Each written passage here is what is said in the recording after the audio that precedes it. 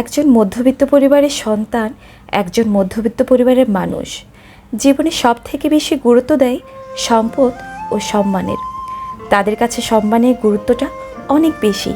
আর এই সম্মানকে গুরুত্ব দিতে দিতে আমরা সাধারণত এটাই ভুলে যাই আমাদের চলাফেরাটা অন্যের চিন্তাভাবনার উপর নির্ভর করছে।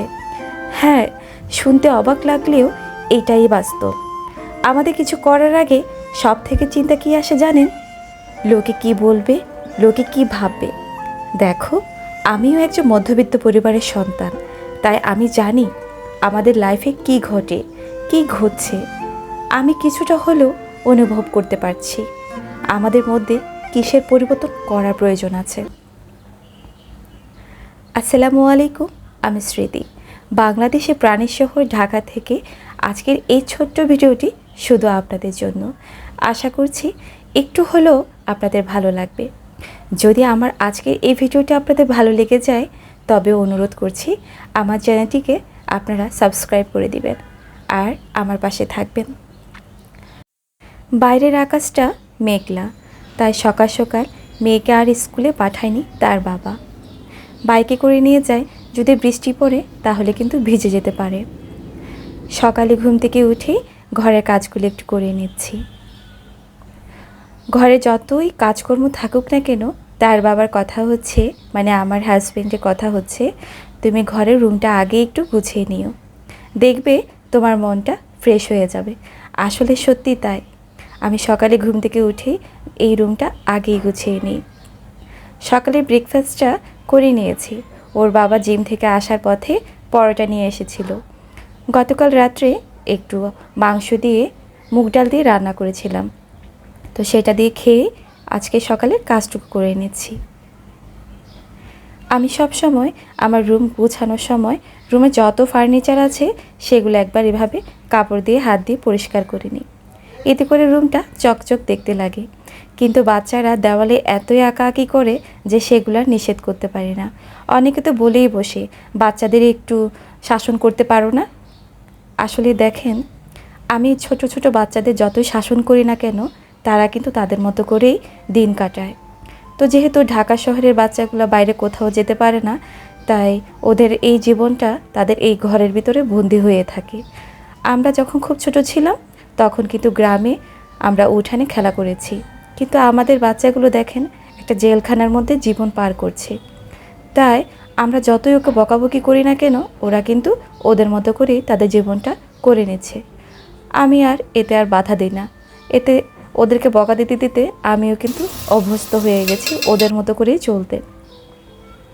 ঘরের কাজগুলো করে নিয়েছি, এখন একটু রান্নাবান্না করে নিই। আমাদের সংসারটা 5 জনের, তাই দুপুরে রান্না করার সময় একটু বেশি করে রান্না করে রাখি, যাতে রাত্রেও আমার টান না পড়ে। কারণ 2 বার করে রান্না করার অভ্যাসটা আমার একটু আছে। যদি একটু টান পড়ে তাহলে আমি আবার যাই রান্না করতে। এতে একটু কষ্ট হয়, তারপরেও আমি নিজের মতো করে রান্নাটা করে নিই। তাই প্রতিবারই রান্না করার সময় একটু আগেভাগেই বেশি করে রান্না করে রাখি। আজকে রান্না করছি রুই মাছ দিয়ে আলু টমেটো দিয়ে ঝোল। সমস্ত মশলাগুলো আর টমেটোগুলো একটু ভালো করে কষিয়ে নিয়েছি। এর মধ্যে দিয়ে দিচ্ছি আলুটা কষিয়ে তারপর আমি একটু ঝোল দিয়ে দিব। এরপর যে মাছগুলো ভেজে রেখেছি সেই মাছগুলো আমি এখানে দিয়ে দিব। অন্য পাশে আমি রান্না করে নিয়েছি। আসলে 2 হাতে একসাথে কাজ না করলে কিন্তু এই সংসারের কাজগুলো এত সহজে শেষ হওয়ার নয়। অনেক বছর হয়েছে আমি বিয়ে করেছি, তাই সংসারের কাজগুলো একটু টুকু করে আমি শিখে নিয়েছি।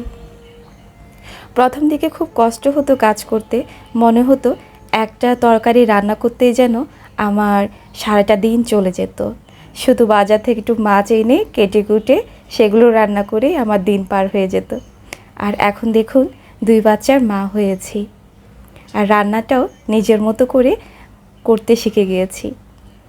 সেদিনের কথা আমার এখনও মনে পড়ে। জানেন, এরকম একবার পটল ভাজি করতে গিয়ে পটল উপর থেকে দিতে গিয়ে হাতে অনেকটুকু তেল পড়ে গিয়েছিল।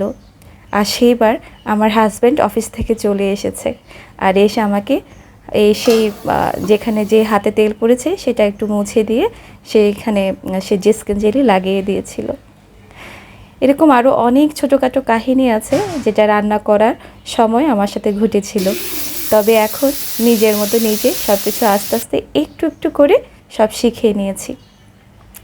আসলে কোনো কিছু মার পেট থেকে কেউ শিখে আসে না, করতে করতে শেখা হয়ে যায়।